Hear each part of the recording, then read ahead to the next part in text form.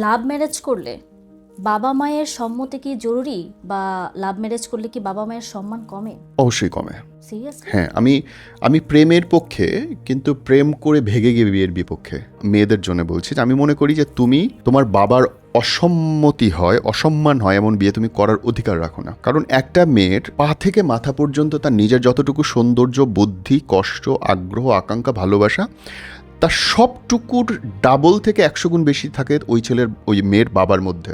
তোমার বাপ তোমাকে যেই পরিমাণে ওন করে, একটা মেয়ের বাপ একটা মেয়েকে যেভাবে ভালোবাসে, পৃথিবীর কারো ক্ষমতা নেই ওই ভালোবাসাকে ব্যাখ্যা করার। তো কারো ক্ষমতা নেই, সম্ভব না।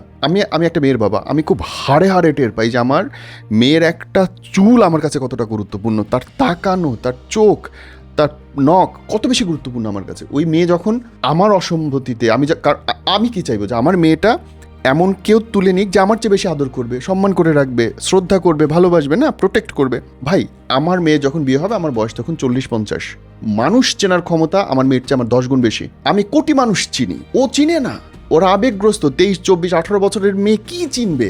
সারাটা দিন ঘরের মধ্যে সে বন্দি। ও কি মানুষ এমন চিনবে? স্বপ্ন দেখাবে, সে পইটা যাবে। এবং তুমি নিশ্চিত থাকো, এই উপমহাদেশে মেয়েরা যখনই ভালোবেসে ঘর ছেড়ে বিয়ে করে 100 সেই মেয়ে অসুখী বেশি হয়। তার প্রধান কারণ হচ্ছে মা বাবার মত খুব জরুরি। নবী করিম সাল্লাল্লাহু আলাইহি ওয়াসাল্লাম স্ট্রেট না করেছেন, মেয়ের বাপের অসম্মতিতে বিয়ে হইতে পারবে না, পারবে না, পারবে না, নিষিদ্ধ। ছেলের ক্ষেত্রে ডিফারেন্ট। ছেলের ক্ষেত্রে একদম উল্টো। ছেলে তাকে বিয়ে করবে যাকে সে ভালোবাসে। বাট কেন? কেন? সম্পর্ক তো ছেলে না মেয়ে দুইজনই বহন করছে, না তাই না? শোনা, এখানটা একটা বড় ব্যাপার আছে। কোনোদিন নৌকোতে দুইজন মাঝি থাকতে পারবে না তুমি।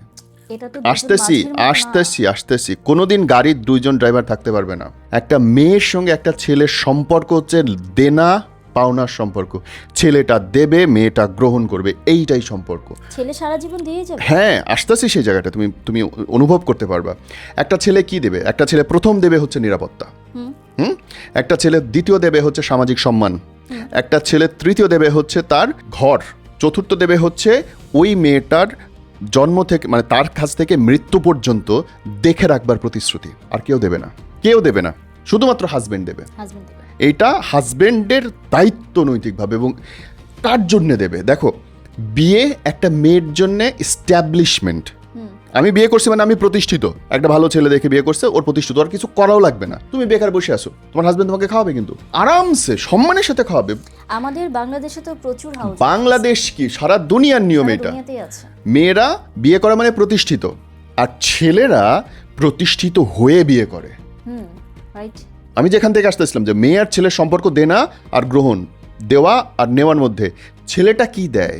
ছেলেটা দেয় হচ্ছে তার সফলতার অংশ। এইটা কখনো চিন্তা করো নাই?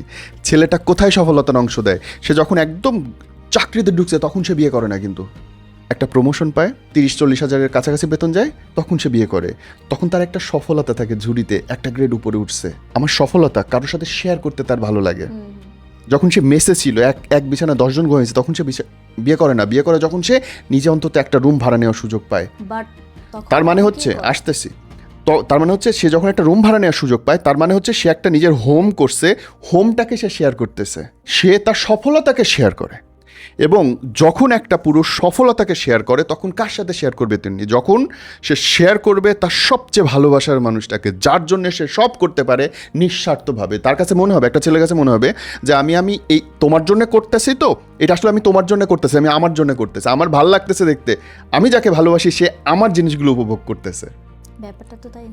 এই জন্য আমি বললাম যে মেয়েদের আর ছেলেদের ডিফারেন্ট। মেয়েরা বিয়ে করবে বাপের পছন্দে, আর ছেলেরা বিয়ে করবে যাকে সে তার জীবনের সব হাসি খুশি, সুখ স্বাচ্ছন্দ্য অর্জন শেয়ার করতে পারবে। আর এইটা মা বাবার পছন্দ হয় না। এইটা করতে হলে ভালোবাসতে হয়। সো ভালোবেসে ছেলেদের বিয়ে করা ফরজে কিফায়া। যদি কেউ ধৈর্য না দিয়ে বিয়ে করে, ওই বিয়ে তার জন্য সুখের হবে না। আমি তাকে দিয়ে আরাম পাবো যাকে দিয়ে আমার ভাল লাগবে।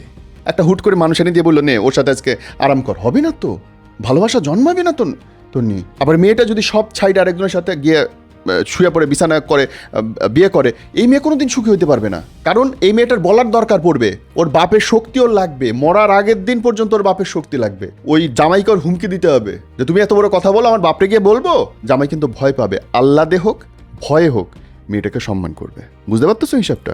সো বিয়ে মেয়েরা করতে হবে কনফার্ম বাপের আদেশে বা বাপের পছন্দ, আর ছেলেদের করতে হবে 100% ভালোবেসে, ছাড়া বিয়ে সম্ভব না। আমার এখানে একটা প্রশ্ন আছে। ইয়েস। মেয়ে হিসেবে আমি যেটা মনে করি সেটা হচ্ছে, আমি যাকে ভালোবাসবো জি। আমি তাকে বিয়ে করব।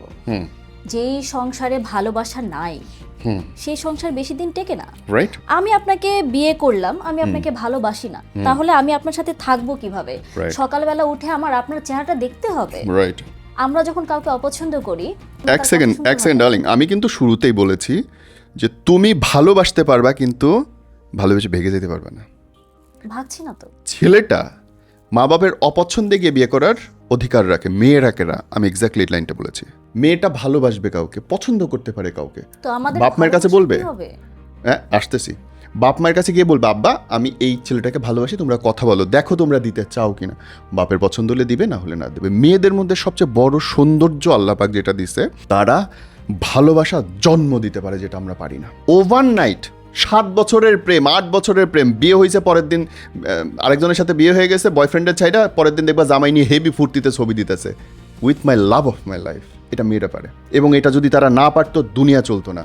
মেয়েরা যেখানে বোঝে রেসপেক্ট আছে, যেখানে বোঝে নিরাপত্তা আছে, আমাকে সম্মান করতেছে, ওন করতেছে, আমাকে এই সংসারের মধ্যে অধিকার দিছে, সেই জায়গায় একটা মেয়ে পাথরে ফুল ফোটাইতে পারে, তো যেটা একটা মেয়ে পারে না। ভালোবাসা না। না না না না না darling, this is love when you feel safe. This is not love when you are dreaming. স্বপ্ন দেখতেছো আর নিরাপত্তা বোধ করতেছো, দুই জিনিস। লাভ দুই জায়গাটা প্রকাশ পায়, love in action, love in feel. Love in feel হচ্ছে ইস, ওর সাথে আমি যদি বৃষ্টির মধ্যে ঘুরতে পারতাম, প্রথম কদম ফুল সে যদি আমার জন্য আনতো, না জেনে আমার কি ভালো লাগতো। This is love in feel. Love in action কই? ঠিক এই মুহূর্তে এই ঘরে 6টা বাতি জ্বলতেছে, ঠিক এই মুহূর্তে এই ফ্ল্যাটের ভাড়া ইন অ্যাডভান্স দেওয়া আছে, ঠিক এই মুহূর্তে এসি 25 ডিগ্রিতে চলতেছে, ঠিক এই মুহূর্তে তোমার ডান পাশে পানির বোতল আছে, ঠিক এই মুহূর্তে তুমি যে এই সোফাটায় বসছো তার দাম 1,40,000 টাকা, ঠিক এই মুহূর্তে তুমি যে ড্রেসটা পরছো তার দাম হচ্ছে 16,000 টাকা। প্রত্যেকটা লাভ ইন অ্যাকশন। ওইটুকু তোমার না থাকলে জীবনে কিচ্ছু যায় আসে না, আর এর কোনো একটা না থাকলে তোমার লাইফ শেষ। মাথার উপর ছাদ থাকতে হবে, পেটে চাল থাকতে হবে, শরীরে পোশাক থাকতে হবে। লাভ প্রকাশ পায় অ্যাকশনে। আমি অনেক বলতেছি তোমাকে ভালোবাসি ভালোবাসি, তোমাকে আমি ঘরে তুলতেছি না। Sorry darling, this is not love. তোমাকে আমি ঘরে তুলছি, সম্মান করছি, হয়তো আমার লাভ ল্যাঙ্গুয়েজ ডিফারেন্ট। মানুষের তো লাভ ল্যাঙ্গুয়েজ ডিফারেন্ট হয়, এক একজনের এক এক রকম। You understand? বাকি কথা আরেকদিন।